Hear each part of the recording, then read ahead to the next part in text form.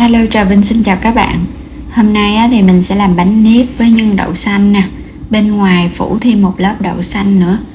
Phần bột thì dẻo mềm và ăn sang ngày bột vẫn ngon luôn.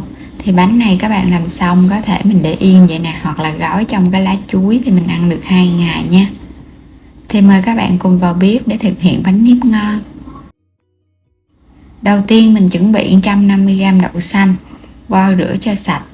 Xong rồi cái mình để mình ngâm trong vài tiếng đồng hồ để phần đậu nó nở mềm ra. Đậu xanh đã ngâm xong, vo lại cho nó sạch nước, xong rồi cái mình để cho ráo, cho vô trong cái nồi để đem đi hấp. Có thể lót miếng vải ở bên dưới vậy nè, để đậu nó khô, nó không có bị đọng nước á. Xong rồi mình sẽ phủ nó lại, cho vô trong cái nồi hấp. Phần đậu đã ngâm nước mềm vài tiếng thì các bạn hấp trong vòng 15 phút là đậu nó chín mềm à. Tiếp theo mình chuẩn bị 300g bột nếp hiệu nào cũng được, 100g đường, nửa muỗng cà phê muối. Rồi bây giờ cho hết bột nếp vô trong cái thau nè, cho tiếp phần muối vô. Phần đường thì mình cho vào đây 2 muỗng canh, phần còn lại chút nữa mình cho vào trong nhân đậu, trộn sơ lên nha. Trộn cho phần đường nó quyện vào trong nếp á. Rồi các bạn sẽ cho vào đây 250ml nước ấm. Nước ấm nóng thôi, từ 50 đến 60 độ, không cần phải sôi. Sôi quá thì cái phần bột của mình nó bị nhão á. Mình chỉ cần trộn nước ấm để bột nó không có bị chảy thôi à. Trộn đều rồi mình nhồi mạnh lên, nhồi cho cái khối bột nếp nó dẻo ra. Phần bột này một chút nữa mình có thể đem luộc hoặc là hấp, cho nên không cần phải nước sôi đâu. Rồi mình cho nước vô tiếp nha. Phần bột là 300g, dùng 250ml nước là vừa. Tùy theo cái độ hút nước của bột, nếu như bột cũ thì nó hút nước nhiều hơn chút. Nhồi đến khi nào mà thấy bột nó dẻo và nó không có chảy ra nè. Rồi bây giờ sẽ để yên 15 phút cho bột nở. Phần đậu mình đã hấp chín. Các bạn kiểm tra thấy đậu nó chín mềm, tùy thuộc vào cái thời gian mà các bạn ngâm đậu á, cho nên là cái lúc mà mình hấp á thì kiểm tra xem coi hạt đậu nó mềm á thì mình tắt bếp mình lấy ra. Còn nếu mà hạt đậu mà nó chưa có mềm nó có thể hấp thêm 20 phút. Rồi bây giờ mình sẽ chia ra, một phần cho vào chảo, chút nữa xên nhân để gói bánh ở bên trong, còn một phần để ở bên ngoài, phủ bột ở bên ngoài á. Cho phần đường còn lại vô trong nhân này, cho vào chút xíu muối. Đây là nước nè, mình cho thêm chút xíu tại vì đậu hấp á, nếu mà không cho nước nó sẽ hơi khô. Đảo đều lên. Bên đây á, thì các bạn mình giã ra cho phần đậu này nó nát ra, nó nhuyễn ra một chút xíu, để khi mà mình phủ cái bánh lên, cái bánh nó kết dính, ăn nó ngon hơn. Không cần phải xay thì nó quá nhuyễn.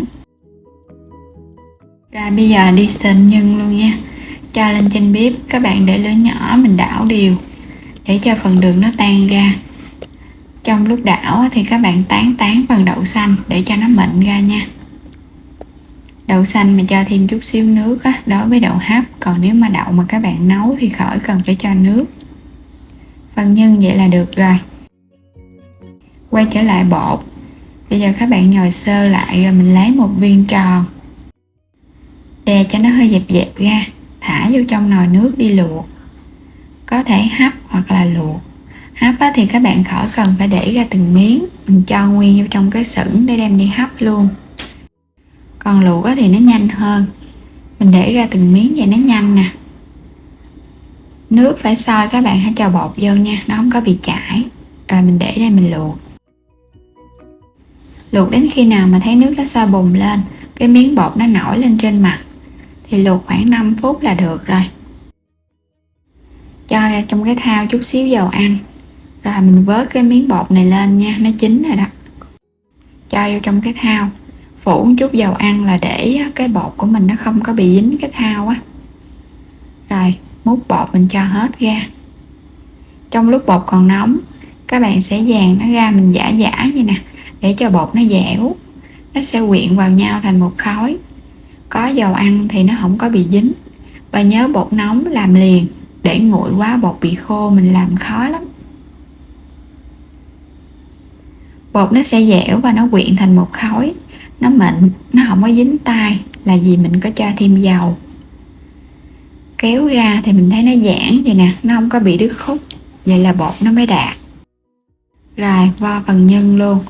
Cái bánh mình làm cũng vừa, mỗi một viên nhân là khoảng 1 muỗng canh. Vo tròn để quăng bên. Quay qua đây, bây giờ mình đi lấy cái viên bột.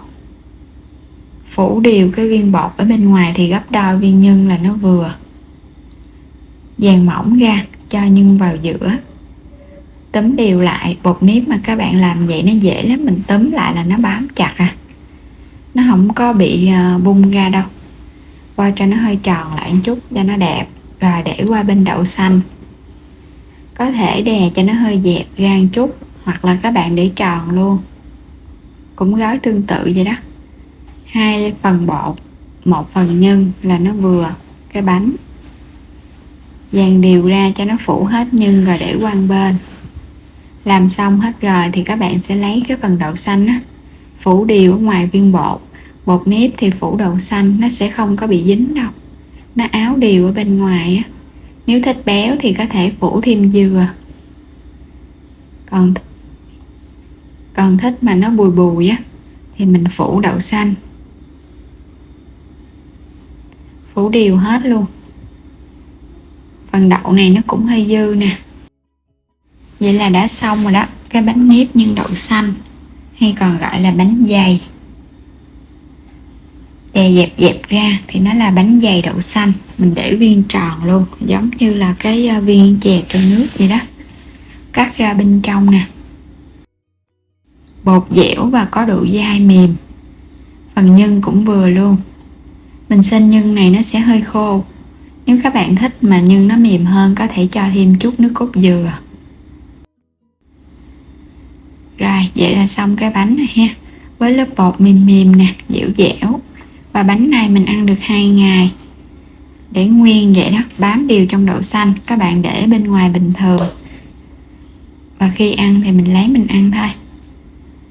Rất là ngon luôn nha. Mời các bạn cùng thưởng thức bánh nếp nhân đậu xanh. Có độ ngọt cũng vừa. Phần nhân thì mình thấy nó cũng đậm đà, bùi bùi, béo nhẹ từ đậu. Phần bột thì nó dẻo dẻo, nó không có bị lạc đâu. Bột thì nó lạc, nhưng mà phần nhân nó đậm đà thì ăn vào nó cũng vừa miệng nha. Có thêm đậu xanh thì ăn nó không có bị ngán.